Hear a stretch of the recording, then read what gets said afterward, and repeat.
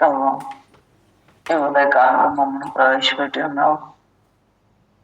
వచ్చిన ప్రభు మేము మీకు జాబులని ఎలాగ స్తుతించి ఆరాధించాలో, ఎలాగ నీతో సహవాసం చేసినప్పుడు ఈ దినమంతటికి మాకు కావాల్సిన ఆత్మీయ బలం మేము సంపాదించుకోగలము. ఈ సన్నిధి ద్వారా మేము సంపాదించుకునే శక్తిని మాకు దయచేసి సన్నిధి ఆరంభించే అంతవరకు తోడుగా ఉండవలసిందని ఎవరెవరు ప్రభు సన్నిధికి రావాలని ఆశిస్తూ ఉన్నారు వారు రావడానికి కావాల్సిన మనసు మార్గాన్ని ఇచ్చి సన్నిధిని జయకరంగా జరిగించవలసిందని యేసునామంలో అడుగుచున్నాం తండ్రి, ఆమేన్. పాట పాడుకుందాము. పరిశుద్ధాత్మను గౌరము జీవమాయేసు ప్రభుని పేరట వేడుము. జీవమాయేసు ప్రభుని పేరట వేడు. నరులందరి మీద నీ నాయాత్మనుంతునని పరలోకపు తండ్రి పలికే వేదమునందు పరిశుద్ధాత్మను గోరు. జీవమాయేసు ప్రభుని పేరట వేడుము. పరిశుద్ధాత్మ లేనిది వేదాగమ పఠనముగాదది. వేదాగమ పఠనముగా నెరాచీకటింట సరాగులు వెదకురీతి పల్మరు వెదకినాను నేరర్థకమైపోవును వేగా. పరిశుద్ధాత్మను గోరుము. జీవమాయేసు ప్రభుని పేరట వేడుము. పరిశుద్ధాత్మ లేనిది వర్షము లేని పైరు చందం వేయది. వర్షము లేని పైరు చందం వేయది. పరబోధకమూలవర్తితమైన పనులుచి వారహితములయ్యనుభవము గాని వేయుండు. పరిశుద్ధాత్మను గోరుము. జీవమాయేసు ప్రభుని పేరట వేడుము. పరిశుద్ధాత్మ లేనిది యేసు ప్రభుని నెరుగుటెరుగుటగాదది. యేసు ప్రభుని నెరుగుటెరుగుటగాదది. నరరూపుదాల్చిదు నరుల రక్షణ కొరకు మరణమొందిన ప్రభుని కరుణాధికము వడయా. పరిశుద్ధాత్మను గోరుము. జీవమాయేసు ప్రభుని పేరట వేడుము. పరిశుద్ధాత్మ లేనిది జీవము లేని బ్రతుకే బ్రతుకుగాదది. జీవము లేని బ్రతుకే బ్రతుకుగాదది. దురితే చాలము గొప్ప యురులందగిలి భక్తి తరిగి పోవుట కది దొరకనందున సొమ్ము. పరిశుద్ధాత్మను జీవమాయేసు ప్రభుని పేరట వేడుము. పరిశుద్ధాత్మను పొందుట అన్నిటికన్నా ప్రబలంబైన మేట. అన్నిటికన్నా ప్రబలంబైన మేలిట నెరనన్ని మొరపెట్టు పరమా పవనుడటి కరుణించి నీ పొసగు మరణాంత మగుదనుక పరిశుద్ధాత్మను గుర్తుము జీవమాయేసు ప్రభుని పేరట వేతుము జీవమాయేసు ప్రభుని పేరట వేడుము నరులందరి మీద నాయాత్మనుంతునని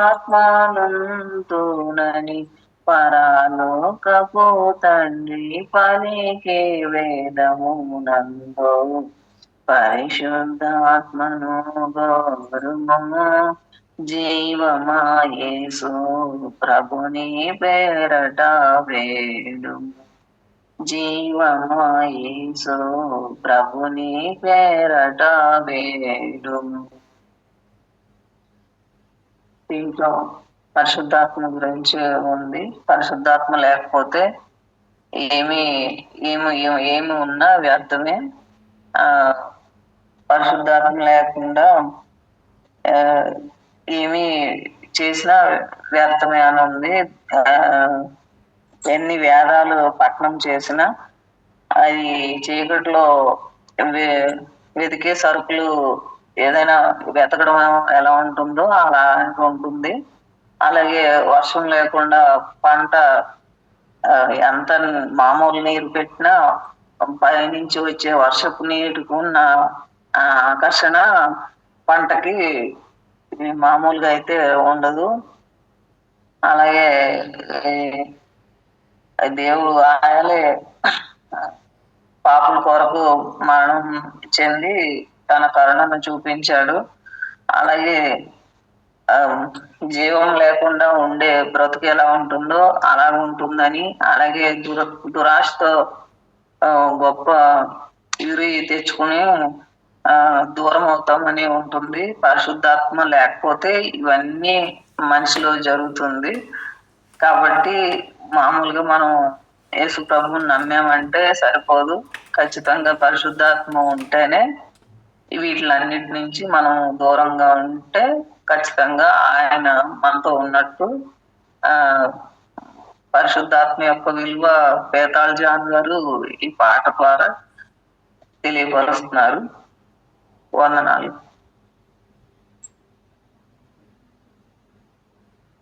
పాఠం చదువుకున్నాము. యెహోషువ గ్రంథము 10వ అధ్యాయము 25 నుంచి చివరి వరకు చదువుకున్నాము. సీత గారు చదువుతారా?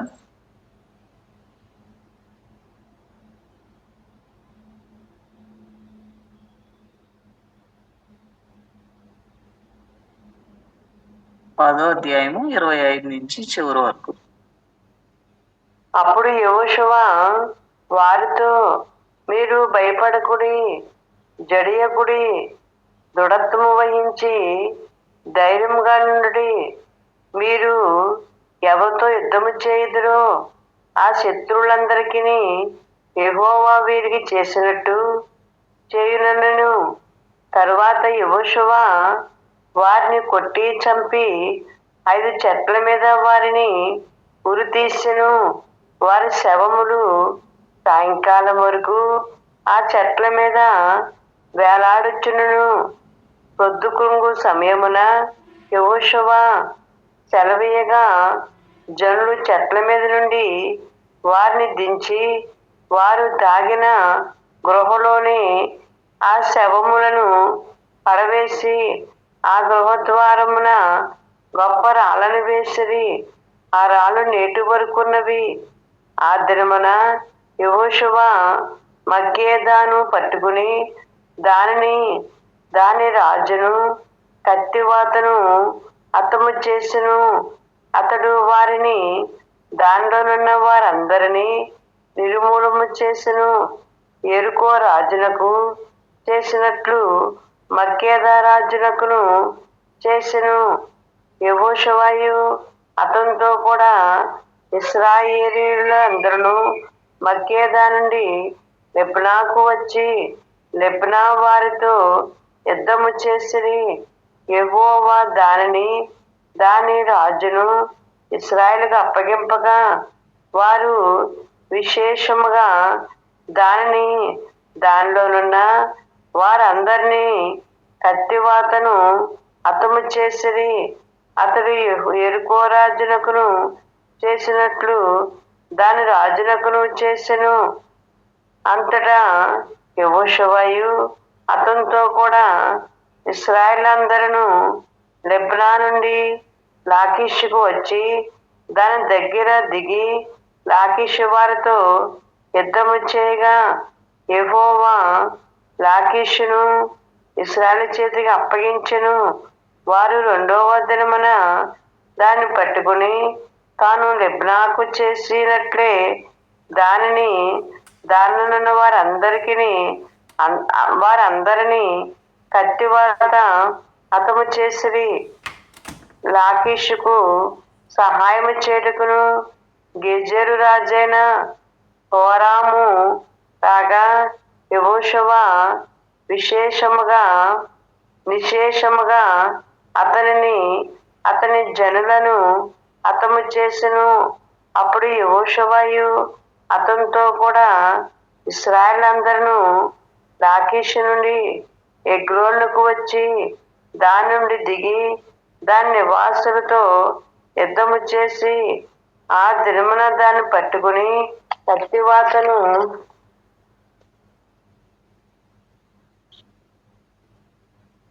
వారిని హతము చేసిరి.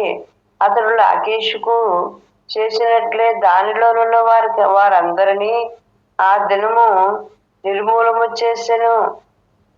అప్పుడు యెహోషువయు అతనితో కూడా ఇశ్రాయేలందరూ ఎగ్లోను నుండి యెర్మూను మీదకి పోయి దాని జనులతో యుద్ధము చేసి దాన్ని పట్టుకుని దాని రాజును దాని సమస్త పురములను దానిలోనున్న వారందరినీ కత్తివాతను హతము చేసిరి.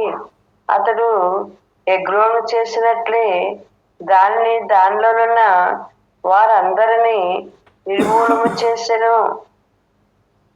అప్పుడు యెహోషువయు అతనితో కూడా ఇశ్రాయేలందరూ దేవీరు వైపు తిరిగి దాని జనులతో యుద్ధము చేసి దాని రాజును దాని సమస్త పురములను పట్టుకుని కత్తివాతను హతము చేసి దానిలోనున్న వారందరినీ నిర్మూలము చేసిరి.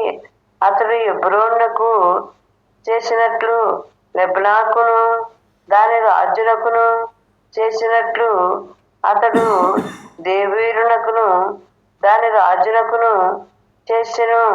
అప్పుడు యెహోషువయు మన్య ప్రదేశమును దక్షిణ ప్రదేశమును కెఫెలా ప్రదేశమును సరియలా ప్రదేశమును వాటి రాజులందరినీ జయించెను. ఇశ్రాయేలు దేవుడైన యెహోవా ఆజ్ఞాపించినట్లు అతడు శేషమేమీ లేకుండా ఊపిరి గల సమస్తమును నిర్మూలము చేసెను.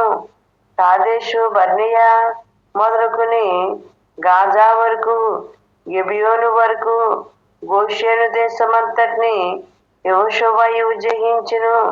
ఇశ్రాయేలు దేవుడని యెహోవా ఇశ్రాయేలు పక్షముగా యుద్ధము చేయుచుండును గనుక ఆ సమస్త రాజులందరినీ వారి దేశములను యెహోషువ ఒక దెబ్బతోనే పట్టుకొనెను.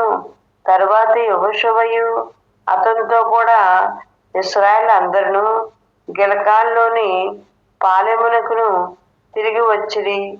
ఆమేన్.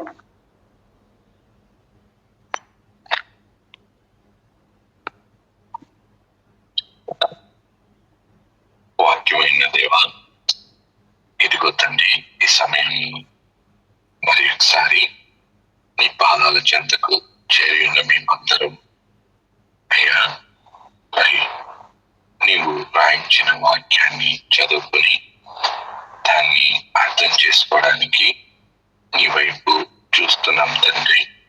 మాకు సహాయం చేయండి. మమ్మల్ని కనికరించండి, మమ్మల్ని జ్ఞాపకం చేసుకోండి. చదవబడిన వాక్యంలో ఉన్న విషయాలు చేసుకోగలిగినట్లు మీరే మాకు వివరించి ఇచ్చుకొని వాక్యమును వాక్య బోధకుడు నేను యేసునామములో అడిగి వేడుకొనుచున్నాను తండ్రి.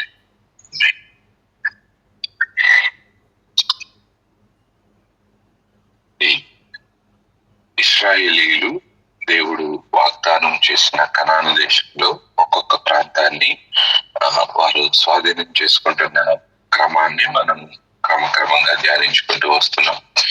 మొదట ఎరికో, తర్వాత హాయి, అలాగే మరి తర్వాత గిబియోనీయులు మరి వారితో సంధి చేసుకోవడం, అలాగే అక్కడ యెరూషలేము రాజుతో పాటు మిగతా 4 ఊర్ల రాజులందరూ కలిసి మరి యుద్ధం చేయడానికి రావడము, మరి ఆ సమయంలో దేవుడు వారికి సహాయం చేసి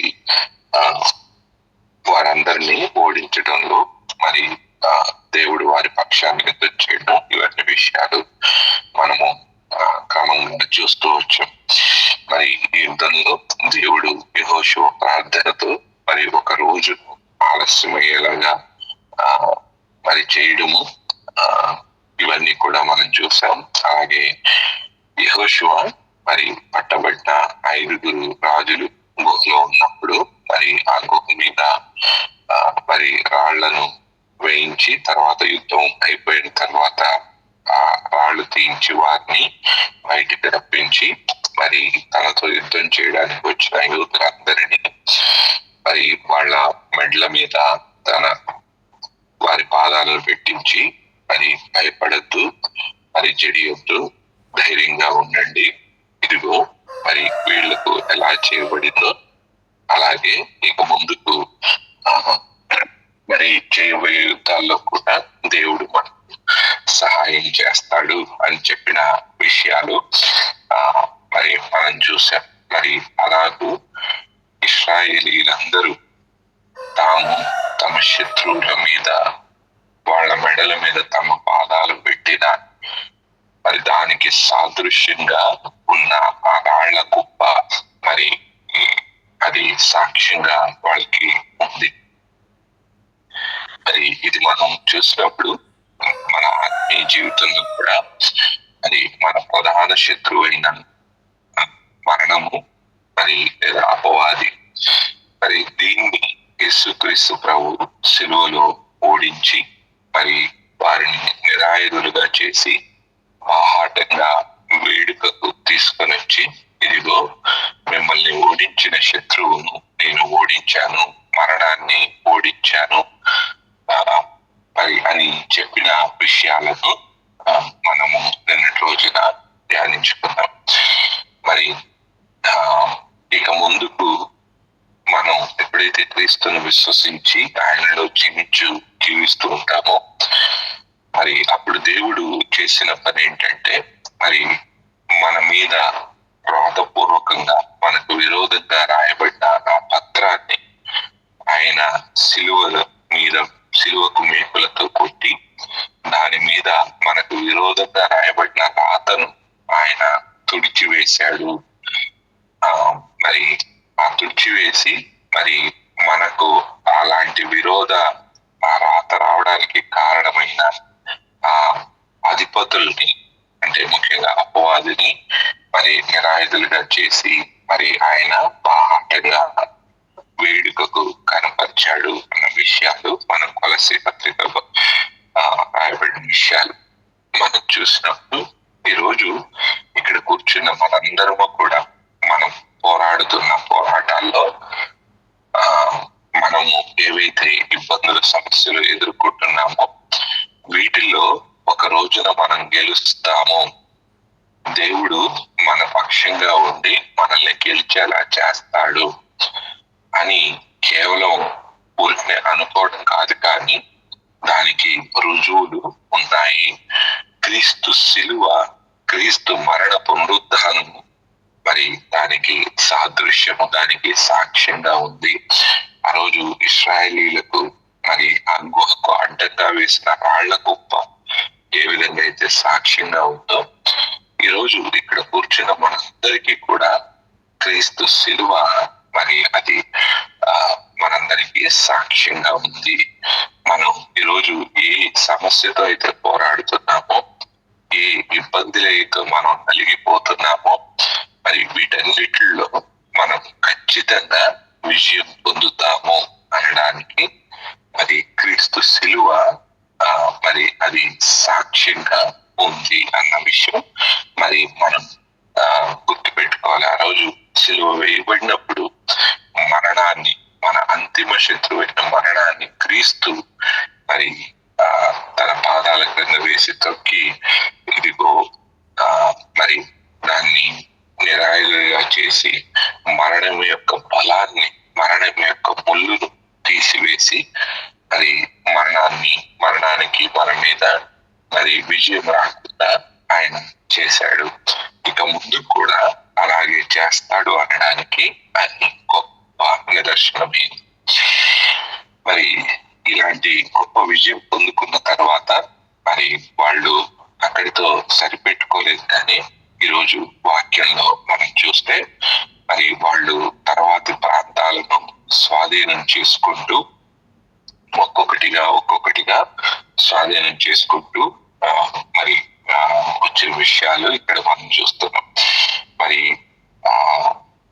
సుమారు మేబీ కొన్ని వారాల్లో లేదా ఒక 2-3 నెలల్లో బహుశా ఇవన్నీ పట్టణాలను ఇశ్రాయేలీయులు పట్టుకుని ఉండొచ్చు అని చెప్పారు. మనం చూస్తే ఇక్కడ మొదట మక్కేదా, తర్వాత లిబ్నా, తర్వాత లాకీషు నుండి తర్వాత గెజెరు రాజు, తర్వాత అక్కడి నుంచి లాకీషు నుంచి ఎగ్లోను తర్వాత వాళ్ళు హెబ్రోను తర్వాత వాళ్ళు దేవీరు, ఇలాగూ మరి ఇవన్నీ ప్రాంతాలను ఒక్కొక్కటిగా మరి జయించుకుంటూ వాళ్ళు వీటన్నిటిని స్వాధీనం చేసుకుంటూ వచ్చిన విషయాలు మనం చూస్తూ ఉన్నాం. మరి ఇక్కడ ప్రతి దాంట్లోనూ మనము చూస్తే 28వ వచనం నుండి మరి 38వ వచనం వరకు మనం చూసినప్పుడు మనకి ఒక మాట పదే మరి అదే మాట రాయబడి ఉండడాన్ని మనం చూస్తాం. ఏంటంటే అది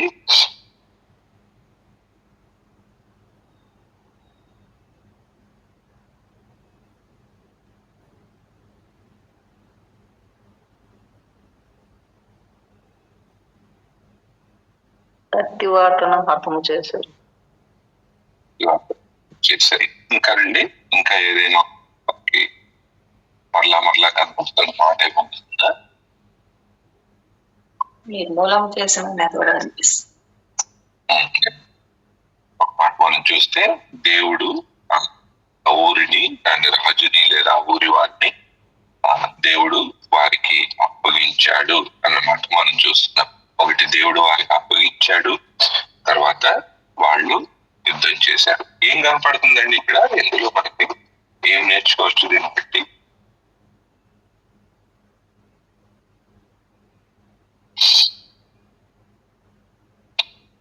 వచనంలో చూస్తున్నాం, యెహోవా దానంటే లిబ్నా రాజుని మరి అప్పగించాడు. లిబ్నాని వాళ్ళు నిశ్శేషంగా దానిలో సమస్తాన్ని అర్థం చేసి దాన్ని వర్షిప్ చేసుకున్నారు. అలాగే 32వ వచనంలో చూస్తాం, లాకీషును అప్పగించాడు, దాన్ని వాళ్ళు వశం చేసుకున్నారు. అలాగే మనం తర్వాత వచనాల్లో మనం చూసినప్పుడు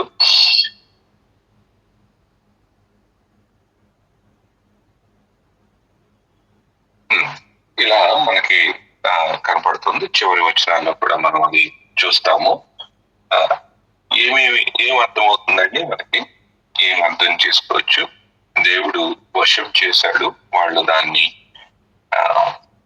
దేవుడు అప్పగించాడు, వీళ్ళు దాన్ని వశం చేసుకున్నారు. మనం ఏమి నేర్చుకోవచ్చు దీన్ని బట్టి?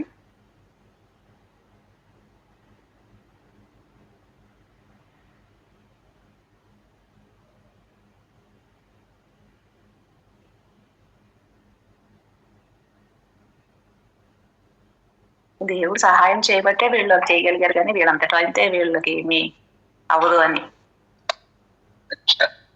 దేవుడు సహాయం ద్వారా వీళ్ళు దాన్ని వశం చేసుకోగలిగారు. ఇంకా రండి,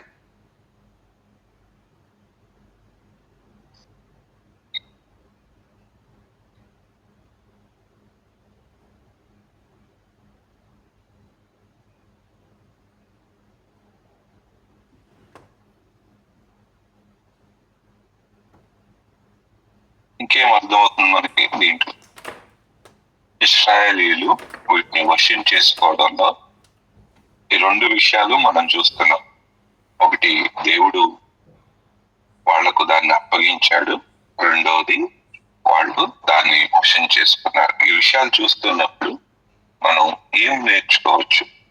ఒకటి, దేవుడు స్వాధీనం చేయబట్టే వీళ్ళు దాన్ని స్వాధీనం చేసుకున్నారు, లేకపోతే వీళ్ళు చేసుకోకపోదు. ఇది ఒక విషయం. ఇంకా రండి, ఇంకేమన్నా మనకు అర్థమవుతుందా?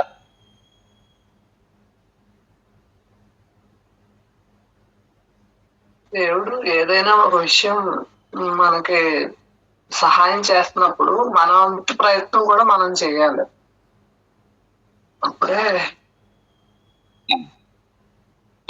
దేవుడు మరి అప్పగించినప్పుడు వీళ్ళ వంతు చేయాల్సిన పని ఏంటంటే వెళ్ళి యుద్ధం చేయడం. అది వీళ్ళ వంతు చేయాల్సిన పని.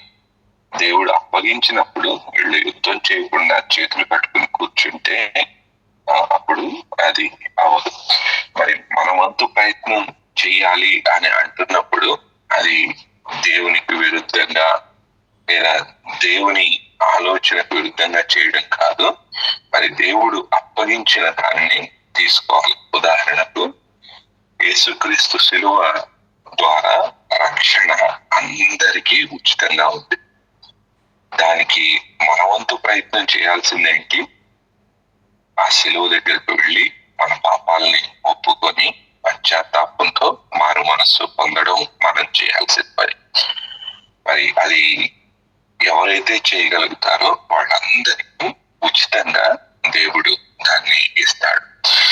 సో ఈ విధంగా మరి అలాగే తలాంతుల విషయంలో కూడా మరి దేవుడు తలాంతును ఇస్తాడు. మరి ఆ తలాంతును మనం సాధకం చేసుకోవడానికి దాన్ని సాధన చేసి దాన్ని మరి వంట వడ్డించుకొని దాన్ని దేవుని కోసం వాడుకోవాలి.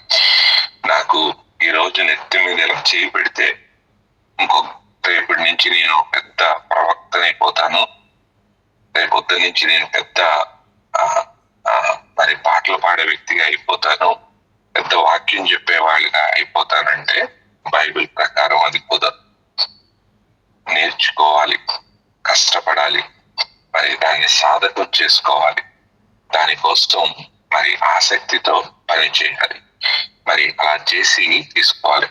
మరి అలా చేయడానికి కావాల్సిందంతా దేవుడు ఇస్తాడు. మరి ఇచ్చిన దాన్ని పుచ్చుకునే స్థితిలో మనం ఉండాలి. మనం ఈ విషయాన్ని సమూయేలు గ్రంథంలో, మొదటి సమూయేలు గ్రంథంలో మరి సౌలు, దావీదు వాళ్ళు రాజులుగా అయిన విధానాన్ని మీరు ఒకసారి తర్వాత చదువుకోగలిగితే మీకు అర్థమవుతుంది. వాళ్ళు సమూయేలు వారిని అభిషేకించిన వెంటనే వాళ్ళు రాజులైపోలేదు. దేవుని పిలుపు వాళ్ళకి రాజులుగా అవడానికి దేవుని ఎన్నిక ఉంది. అని వాళ్ళు ఎవరి మీదైతే రాజులుగా ఏర్పాటు చేయబడ్డారో వాళ్ళ పక్షంగా పోరాడి వాళ్ళ శత్రువులను ఓడించి మరి వారికి విజయాన్ని తీసుకొచ్చినప్పుడు వాళ్ళు రాజులయ్యారు. ఇంతకు ముందు కూడా చెప్పుకున్నాం, ఒక ఇంటి యజమాని ఇంట్లో అందరికీ పెద్దవాడు అవడం వల్ల యజమాని అయిపోతుంది. ఇంటి వారందరి బాగోగులు చూసుకోవడం వల్ల ఆయన యజమాని అనబడతాడు. సో అలాగే ఇక్కడ మనం చూస్తున్న ఈ విషయాల్లో కూడా అన్నిటి లో దేవుడు వారిని అప్పగించడము, అలాగే మరి వీళ్ళ వంతు ప్రయత్నంగా మరి దేవుడు అప్పగించినప్పుడు దాన్ని స్వాధీనం చేసుకోవడము ఇక్కడ మనం చూస్తున్నాం. మరి అలాగూ ఈ 7 ఊర్లని వాళ్ళు ఓడించారు. ఒకసారి బైబిల్లో చివరిలో ఉన్న ఆ మ్యాప్ ఒకసారి చూద్దాము. 2వ మ్యాప్ చూస్తే ఇశ్రాయేలు గోత్రములను తెలుపు పాలస్తీనా పటము అని ఇది చూస్తే మొట్టమొదటి ఊరు జయింపబడింది ఏ ఊరండి? వాగ్దాన దేశంలో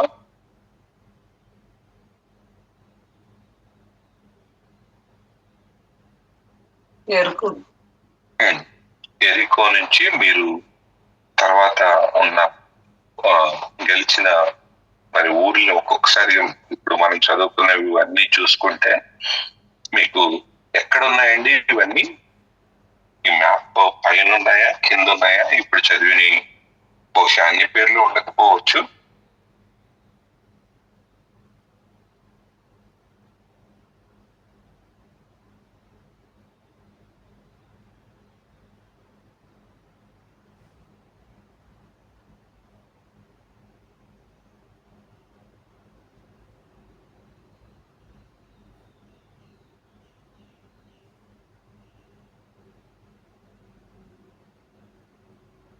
ఎవరికి ఏమి కనపట్లేదా ఇప్పుడు చదివిన పట్టణాల్లో?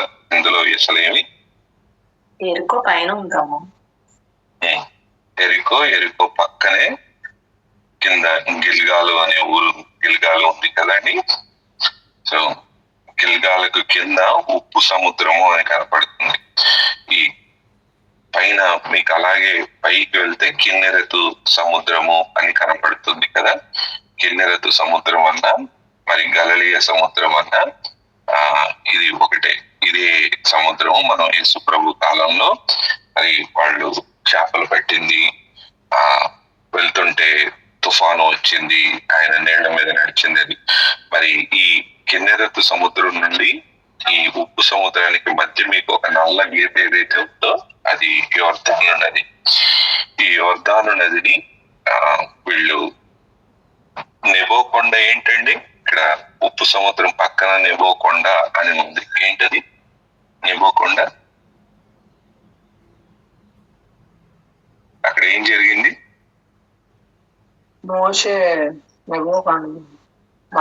చనిపోయాడు. నెబో కొండ మీద చనిపోయాడు.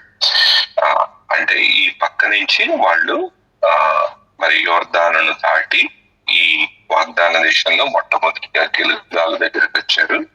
అక్కడి నుంచి ఎరికో పట్టుకున్నారు. తర్వాత మనం హాయి అనే ఊరు కూడా అక్కడే కనపడుతుంది.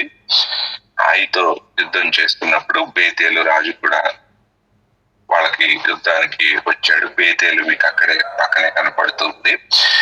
ఈ రోజు మనం చూసిన మిగతా ప్రాంతాలు పైన ఎక్రోను అని కనపడుతుంది ఉంది కదండి. ఈ రోజు మనం చదువుకున్న పాఠంలో ఎక్రోను కనపడుతుంది, హెబ్రోను కనపడుతుంది, దెబీరు కనపడుతుంది. ఇవన్నీ ప్రాంతాలు వాళ్ళ ఉన్న ఈ మ్యాప్ లో కింద భాగంలో ఉన్న ఊర్లన్నీ ఇక్కడ కనపడుతున్నాయి. ఈ పైన మీరు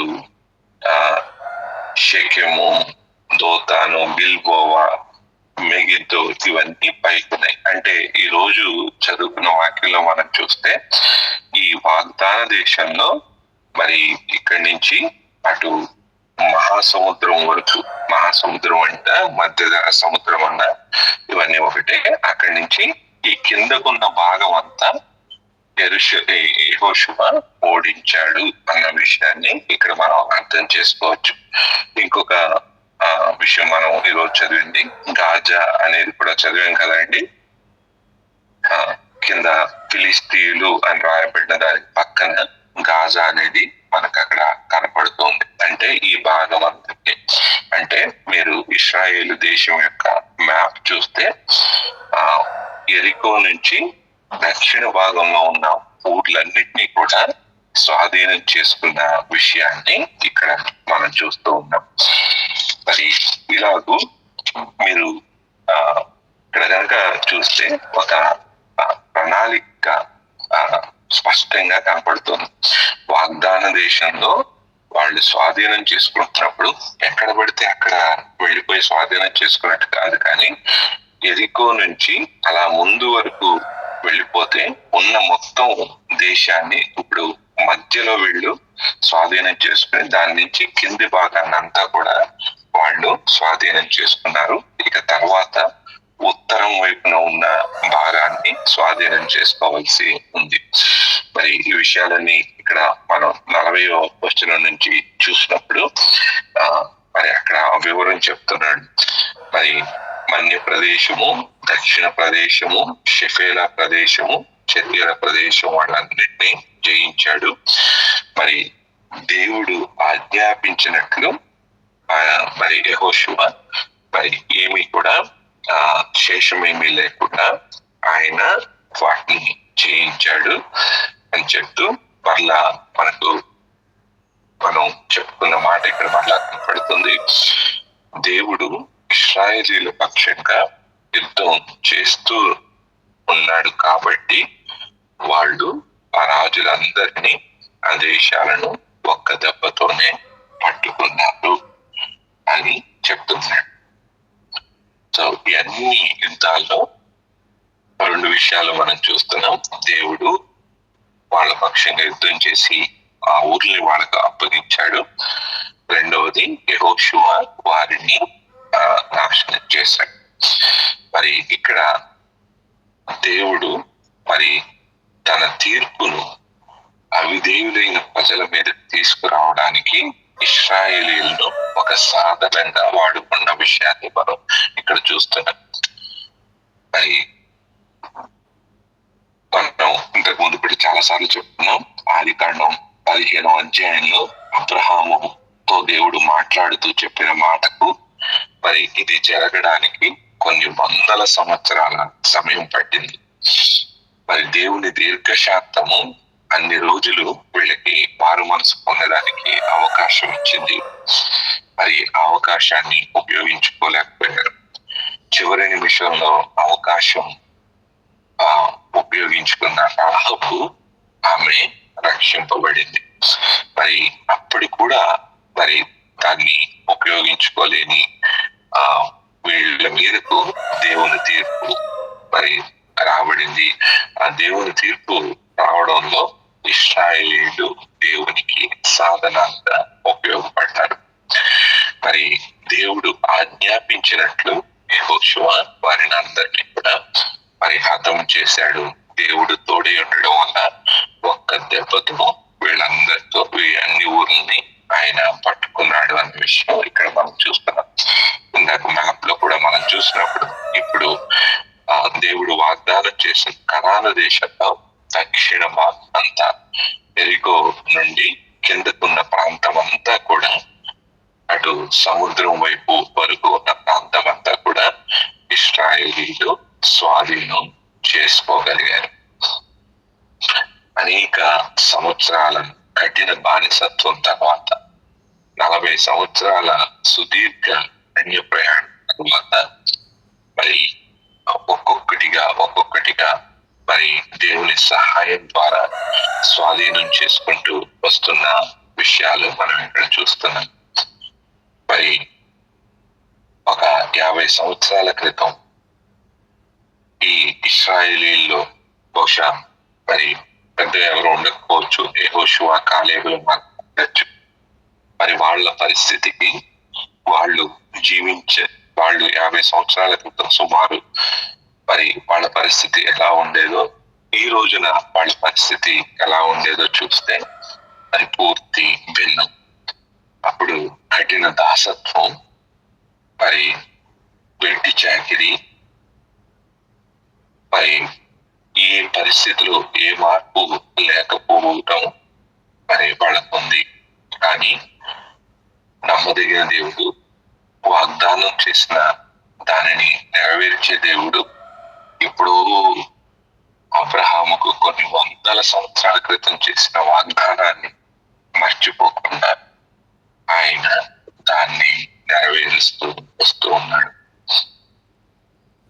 మరి ఈరోజు ఇక్కడ కూర్చున్న మన విషయాల్లో మార్పు లేని పరిస్థితులను బట్టి మరి అలాగే రోజులు వెళ్ళిపోతూ ఉండగా మరి ఈ విషయాలు మనకు ఆదరణ ఇచ్చే విషయాలు, ధైర్యం ఇచ్చే విషయాలు, మరి దేవుడు వాగ్దానం చేసిన దాన్ని మర్చిపోడు, దాన్ని ఆయన ఖచ్చితంగా నెరవేర్చి తీరుతాడు. ఆయన తన సమయంలో వాటిని చేస్తాడు. మరి మన పని ఏంటంటే విశ్వాసంతో మరి ఆయన సమయం కోసం ఎదురు చూస్తూ ఉండడం. ఎప్పుడు వస్తుందండి, ఎన్ని రోజులు ఎదురు చూడాలండి నాకు తెలియదు. ఒకవేళ దేవుడికి అది దేవుని చిత్తమైతే దేవుడు మీకు తెలియచేస్తాడు. మరి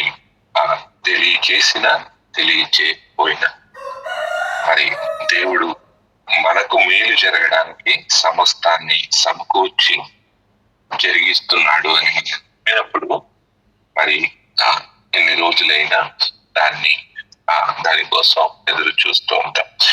మరి ఇలాగున ఇవన్నీ పట్టణాలు పట్టుకున్న తర్వాత వాళ్ళు యెహోషువ అతనితో ఉన్న ఇశ్రాయేలీలందరూ, అంటే ముఖ్యంగా యుద్ధం చేయడానికి వెళ్ళిన సైనికులందరూ కూడా గిల్గాలులో ఉన్న పాళెం దగ్గరికి తిరిగి వచ్చారు. మరి ఇక్కడ మనకు అర్థమవుతుంది, ఇశ్రాయేలీల సమాజం అంతా గిల్గాలులోనే ఉంది. కేవలం యుద్ధం చేయడానికి వెళ్ళిన వాళ్ళు మాత్రమే ఆయా ఊర్లకి వెళ్ళి వాటిని జయించి తిరిగి వస్తున్నారు. ఏముందండి గిల్గాల్లో?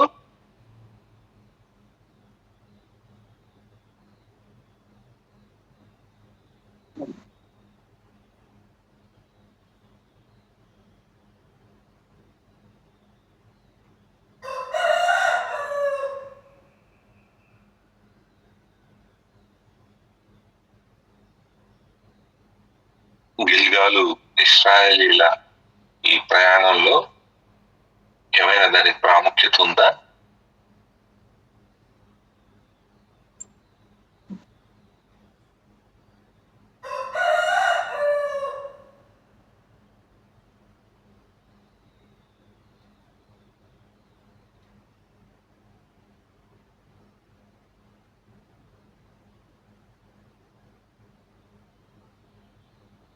జీవం కలిగిన రాళ్ళు సాక్ష్యంగా అక్కడ యుద్ధం జీవం కలిగిన దేవునికి సాక్ష్యంగా అక్కడ రాళ్ళు కుప్పగా ఒకటి ఉంది.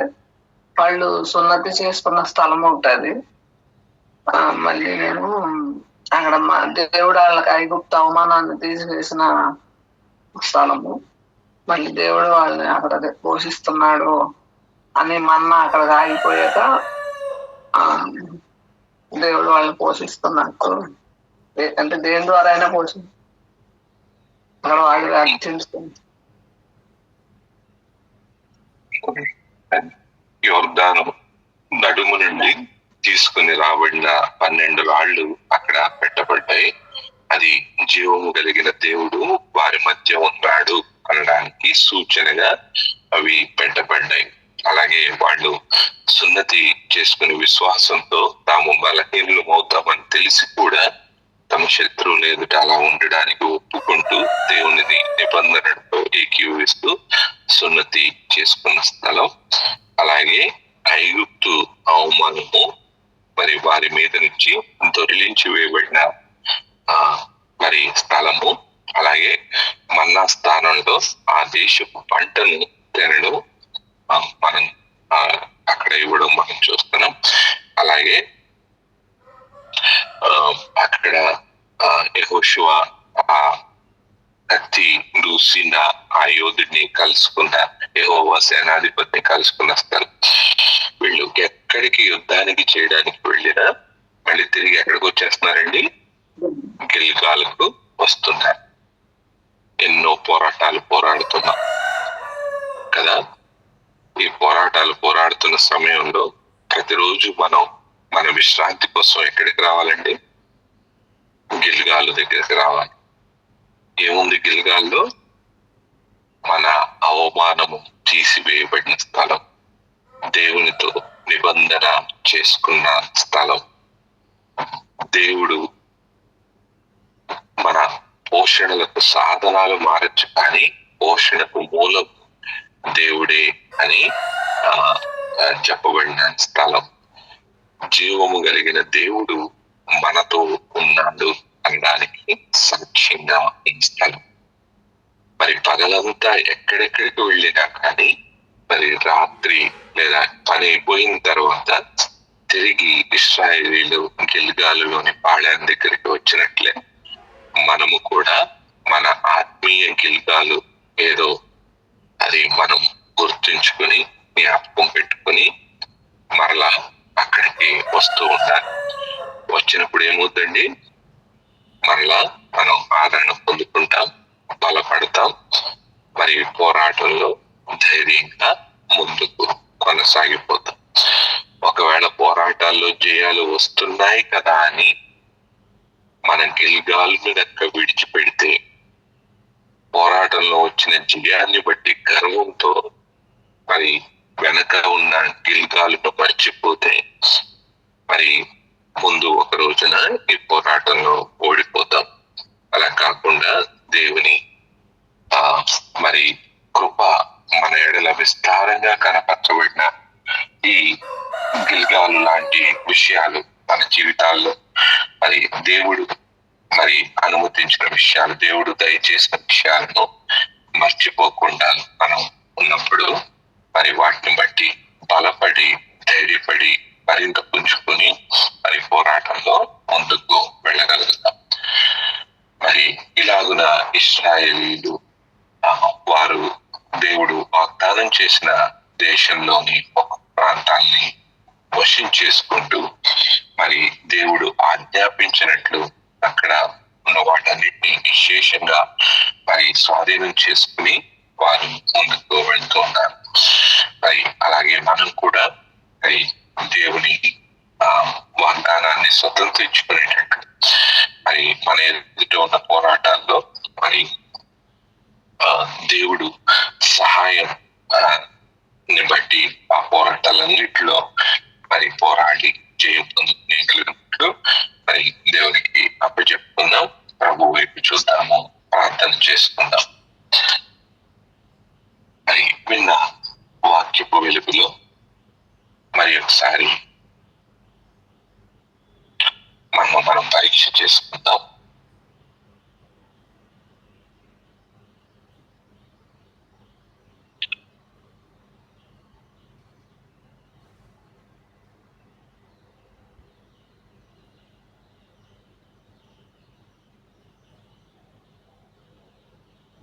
దేవుడు మరి ఆయా పట్టణాలను ఇశ్రాయేలీలు స్వాధీనం చేయడం, మరి అలా స్వాధీనం చేసిన పట్టణాలను ఇశ్రాయేలీలు వశం చేసుకోవడం, దేవుడు అప్పగిస్తూ ఉన్నప్పుడు దానిని తీసుకుంటున్న ఇశ్రాయేలీలు మరి ఈ రోజున మనం వాక్యంలో చూస్తాం. సుమారు 7-8 పట్టణాలను అనగా మరి ఇశ్రాయేలు దేశంలోని దక్షిణ భాగం అంతటినీ కూడా వాళ్ళు స్వాధీనం చేసుకున్న విషయాలను మనం చూస్తున్నాం. మరి ఆత్మీయంగా దేవుడు మనకు అప్పగించిన వాటిని తీసుకోవడంలో మరి మనం ఎలా ప్రవర్తిస్తున్నాం?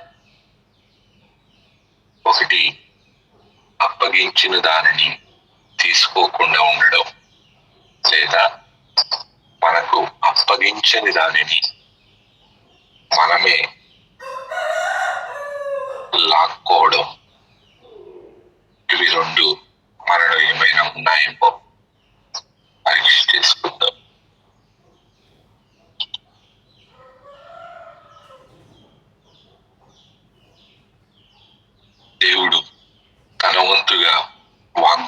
చేసిన మరి ఆ పట్టణాలను అప్పగిస్తూ ఉన్నప్పుడు ఇశ్రాయేలీయులు తమ వంతుగా వాటిని స్వాధీనం చేసుకోవాల్సి ఉన్నది.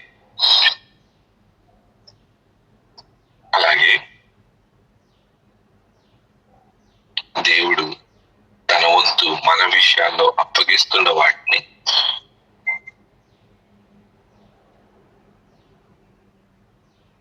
మనం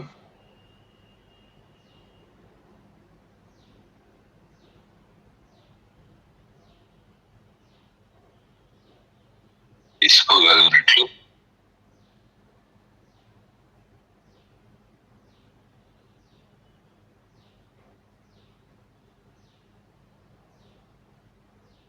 మరి ఆయన మనకు అప్పగిస్తూ ఉండగా తీసుకోగలుగుతున్నాం. మరి పరీక్ష చేసుకుందాం. దేవుని వాగ్దానాలు మరి మనకు అవి మన పరిస్థితులను మన చేతికి అప్పగించేవిగా ఉంటుండగా దేవుని వాగ్దానాలను ఆధారం చేసుకుని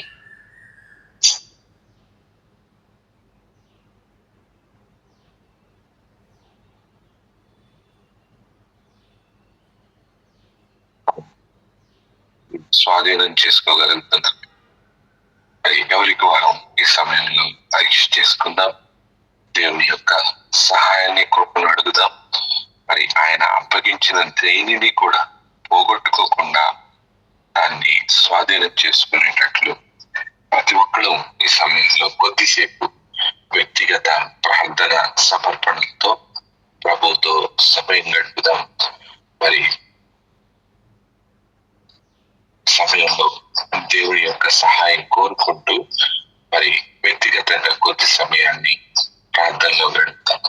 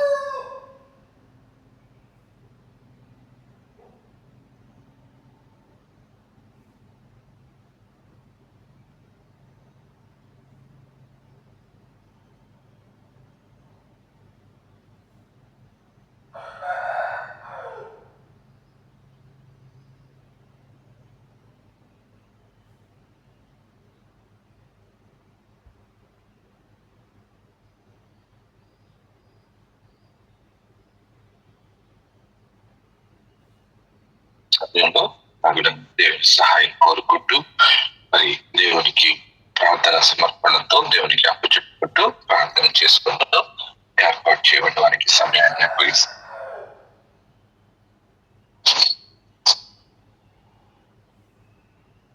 ప్రియుడు అయిన దేవాన్ని మహాకృపను బట్టి ప్రభు నేను ఎలాగో ప్రభు ఇశ్రాయేలు జనాంగం నాకు నీవు తోడుగా ఉండి యుద్ధం చేసే సమయంలో నీవు అప్పచెప్పుచున్నప్పుడు వారు అందుకునే స్థితిని కలిగి ఉన్నారు.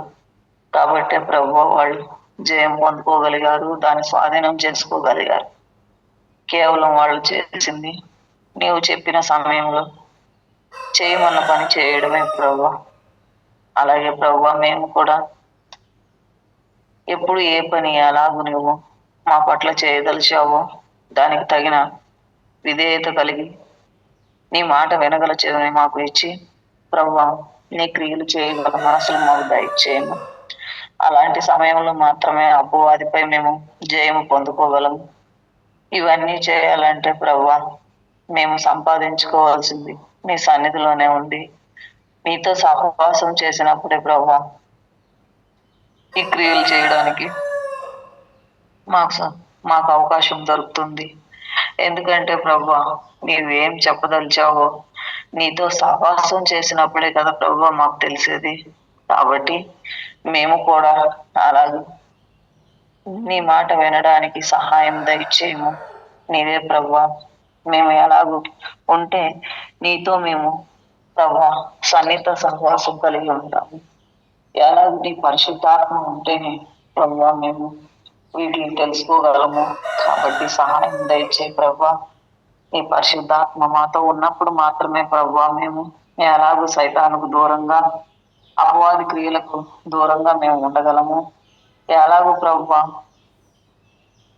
మేళ్ళు మాకు కనపడతాయో కీడిపోతుందో ప్రభువా ఇవన్నీ కేవలం నిన్ను మేము కలిగి ఉన్నప్పుడు మాత్రమే జరుగుతాయి. కాబట్టి అలా నిన్ను కలిగి నిన్ను ప్రభువా హృదయపూర్వకంగా పూర్ణ హృదయంతో నిన్ను స్తుతించి ఆరాధించగల కృప నీవే మాకు దయచేయవలసిందని ఎలాగో ప్రభువా నీవు ఇశ్రాయేలు జనాంగం తోడుగా ఉండి అనేక ప్రదేశాలను నీవు స్వాధీనం చేయగలిగావు.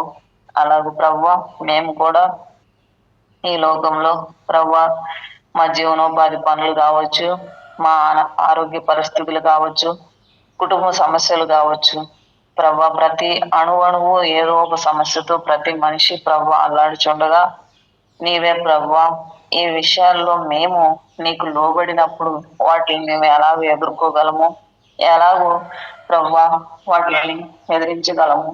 ఆ సమయాల్లో ప్రభువా మాకు కావాల్సిన ఓపికను, సహనాన్ని, నీపై ఆధారపడ్డాన్ని, నీ మీద విశ్వాసాన్ని పెంపొందించుకోగలము.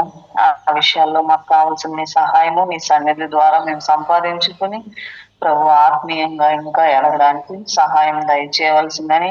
అలాగే ప్రభువా అస్వస్థ ఉన్న ప్రతి ఒక్కరిని నీవే ముట్టి స్వస్థపరచుము. ముఖ్యంగా ప్రభువా ప్రియాంక గారిని, అలాగే రత్నమ్మ గారిని, అలాగే ఇంకా ఎవరెవరు ప్రభువా అస్వస్థ ఉన్నారో వారందరినీ కూడా సంపూర్ణ స్వస్థత అతి త్వరలో నీవే దయచేయవలసిందని. నీవు ఎందు విషయమే వారి పట్ల నీ ఉద్దేశాలు ఈ రీతిగా ఉన్నాయో మేమైతే గ్రహించుకోలేము. కానీ ప్రభువా వారి పట్ల నీ ఉద్దేశాలు నెరవేర్చే విషయంలో ప్రభువా వాళ్ళు ఎలాగో నీ వైపు చూడాలో సహాయం చేయి. ఎందుకంటే ప్రభువా ఉన్న పరిస్థితి నీ వైపు చూడకుండా చేయవచ్చు. కాబట్టి నీవే ప్రభువా వారికి కనబడి మాట్లాడి ప్రభువా నీ ఉద్దేశాలను బయటపరిచి నీపై ఆధారపడ్డాన్ని తెలియపరచవలసిందిగా కోరుచున్నాం. ముఖ్యంగా ప్రభువా అనేక చోట్ల అధిక వర్షాల వల్ల ఎన్నో ఇబ్బందులు పడుచున్న జనాంగము ఎంతో మంది ఉన్నారు ప్రభువా. కొంతమంది అయితే మరణించారు, వారి కుటుంబాలు కూడా పోగొట్టుకున్నారు. అలాంటి పరిస్థితులు మేము వచ్చాం కానీ ఆ స్థితి అయితే మేము చూడలేదు. కుటుంబ సభ్యులను పోగొట్టుకున్నారు, గృహాలను పోగొట్టుకున్నారు, ఎన్నో విధాలుగా ప్రభువా వాళ్ళు నాశనం అయిపోయినారు. ప్రభువా సహాయం చేయి. అలాంటి సమయాల్లో ఎవరు చేసిన సహాయమైన స్వల్పమే ప్రభువా. నీవే ప్రభువా కావలసిన సహాయం ఇచ్చి వాళ్ళకి కావలసిన ఆదరణ ఇచ్చి వాళ్ళని ఏ రీతిగా నీవు ఆదరించదలిచావో వాళ్ళు పోగొట్టుకున్న వాటిల్లో కావలసిన ఆదరణ నీవి అలాగే ఇవ్వగలవో సహాయం చేయలేవా. నువ్వు తప్ప ఎవరు వీటిని చేయలేరు కాబట్టి నీవే సహాయం దయచేయవలసిందని. అలాగే అనేక చోట్ల వర్షాలు లేక కూడా ఇబ్బంది పడుచున్నారు. నీవే ప్రభువా ప్రతి ఒక్కరిపై నీ కృప చూపించవలసిందని, ప్రతి ఒక్కరి జీవనోపాధి పనులన్నిటినీ నీవే ఆశీర్వదించవలసిందని, ప్రతి ఒక్కరికి నీ కృపా కాపుదలు తోడుగా ఉంచవలసిందని, ప్రతి ఒక్కరి ప్రయాణాల్లో నీవే కాపుదల ఉంచవలసిందని మన మధ్య సజీవుడు స్నామంలో అడుగుచున్నాం తండ్రి. ఆమేన్. పరలోకమందున్న మా తండ్రి, నీ నామము పరిశుద్ధపరచు, నీ రాజ్యము వచ్చును గాక, నీ చిత్తము పరలోకమందున రీతిగా భూమి యందు నెరవేరును గాక. మా అనుదిన ఆహారం నేడు మాకు దయచేయము, మరణస్థులను క్షమించిన ప్రకారము మరణ క్షమించు తండ్రి. మమ్మల్ని శోధనలోకి తేక కీడు నుండి తప్పిపో. రాజ్యము, శక్తి, మహిమ నిరంతరము నీవే. ఆమె యేసు రక్తమునకే జయము, అపవాది క్రియలకు లేదు. ప్రభు యేసు రక్తమునకు జయము, అపవాది క్రియలకు లేదు. ప్రభు యేసు రక్తమునకు సంపూర్ణ విజయం, అపవాది క్రియలకు నాశనం. హల్లెలూయా, హల్లెలూయా, హల్లెలూయా. స్తోత్రం, స్తోత్రం, స్తోత్రం. ఆమేన్, ఆమేన్, ఆమేన్. మన ప్రభు అయిన యేసుక్రీస్తు కృప, తండ్రి యొక్క దేవుని ప్రేమ, పరిశుద్ధాత్మ సహవాసము, త్రియక దేవుని సహాయమును ఈ రోజంతట్లో మనం చేస్తున్న ప్రతి పనిలోనూ, అలాగే మన ప్రయాణంలోనూ మన సంఘానికి ఇప్పుడు సదాకాలము తోడు నీడై నడిపించి బలపరుచునుగాక. ఆమేన్. వందనములు నీకు, శుభవందనములు నీకు, ఆనందముతో కూడిన హృదయ వందనములు నీకు, ఆనందముతో కూడిన హృదయ వందనములు నీకు.